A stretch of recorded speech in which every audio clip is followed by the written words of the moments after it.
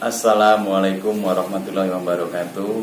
Selamat sore, salam bahagia, sejahtera semuanya bagi temanku seiman, sebangsa, dan senusantara, dan di jajaran yang paling luas lagi. Bertemu lagi, berjumpa lagi dalam kesempatan kali ini dalam sesi tema yang sama, yaitu tema pemanfaatan dari pemberdayaan fungsi tanam-tanaman berkhasiat yang ada di sekitar lingkungan kita. Nah, sekarang saya akan memaparkan dari beberapa jenis tumbuhan yang berkhasiat untuk meringankan bahkan menyembuhkan dari permasalahan asam urat. Di sini guys, asam urat.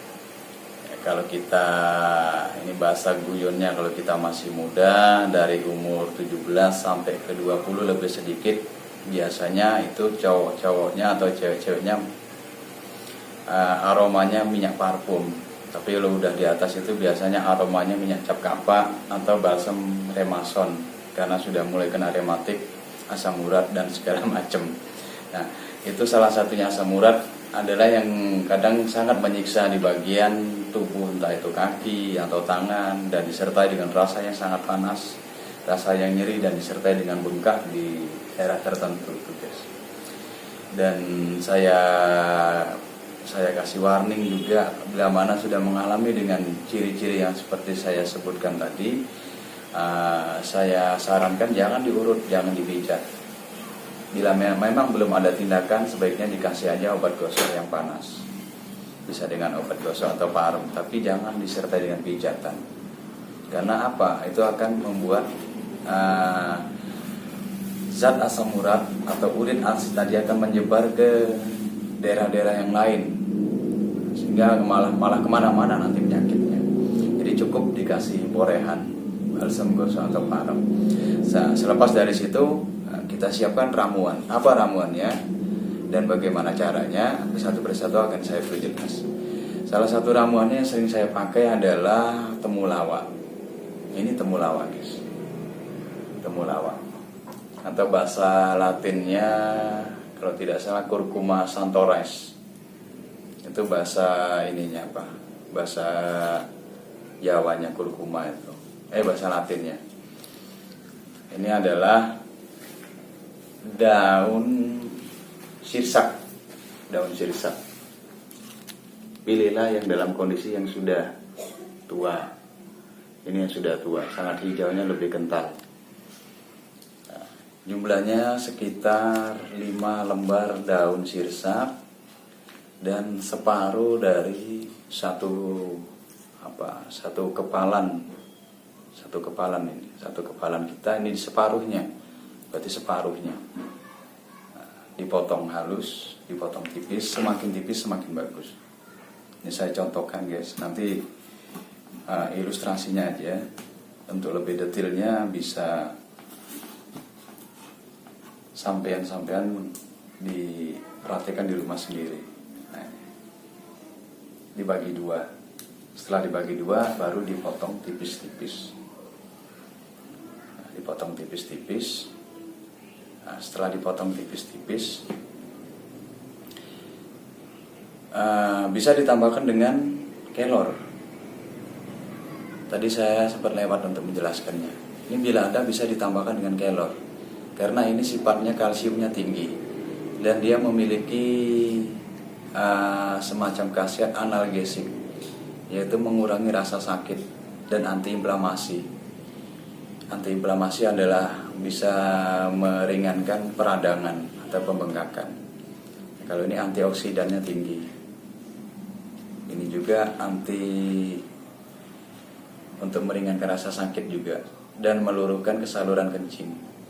Jadi logikanya nanti setelah urin asid atau zat asam urat yang menumpuk di bagian organ tubuh kita nanti hancur belaranan oleh zat tumbuh-tumbuhan ini dan akan digiring melalui meridian tubuh di bagian pengeluaran melalui kencing atau kotoran BAB kita, insya Allah melalui ini.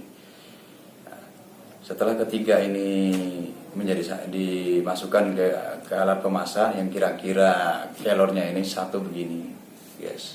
Perkiraan aja karena ini herbal yang tidak memiliki efek samping yang bahaya. Ini netral sifatnya. Bahkan kalau di rumah saya ini dikonsumsi secara umum, di sayur atau dibikin pecel atau untuk masak telur, masak mie, ini sudah menjadi makanan sehari-hari. Jadi tidak berbahaya maksudnya artinya. Setelah 3 macam dikumpulkan di panci stainless atau wadah dari tanah liat, ini sudah diiris, dikasih air 2 gelas dan direbus dengan durasi waktu adalah dari 2 gelas tadi menjadi 1 gelas. Jadi ukuran waktunya bukan waktu menit atau jam, tapi dari 2 gelas air tadi menjadi 1 gelas dengan kondisi api yang paling kecil di kompor kita. Yang paling kecil, jangan yang besar, karena yang besar tadi memang cepat mendidih, tapi khasiat atau partikel-partikel atau zat aktif dari tumbuhan ini akan rusak, sehingga akan mengurangi atau memusnahkan khasiat dari zat aktif tumbuhan herbal tersebut. Jadi api yang paling kecil, perlahan-lahan tunggu sampai mendidih dan perkiraan susut dan kurang lebih menjadi 1 gelas. Nah, siap diminum. Dilihat dari kondisi keparahan keluhan. Kalau memang keluhannya sudah parah, nyerinya sudah sangat akut, bisa dibuat selama 3 kali. Jadi setelah habis rebus pagi dibuang, diminum, dan siang bikin lagi yang baru, jangan direbus ulang, bikin yang baru, diminum lagi, terus dibuang ini ampasnya, atau dibuat masker kalau bagi para kaum hawa, ibu-ibu, bahkan laki-laki pun tidak masalah namanya, untuk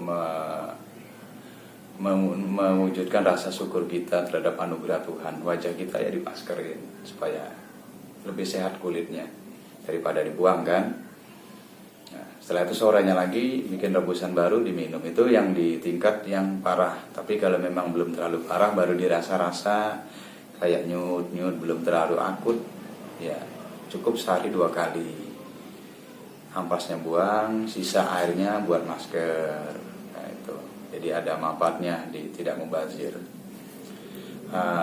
Saya kira demikian, cukup seperti ini dulu. Semoga menjadi manfaat dan menjadi penyebab kesembuhan bagi siapa yang sudah mengalami keluhan asam urat atau rematik. Dan bila mana ada kesalahan atau kekurangan, itu semata-mata dari diri saya. Dan bila mana ada manfaat dan ada kemaslahatannya, itu adalah semata-mata datangnya dari Tuhan Yang Maha Esa atau Allah Subhanahu wa Ta'ala. Dan demikian saya mohon pamit. Wassalamualaikum warahmatullahi wabarakatuh. Salam rahayu, salam sejahtera.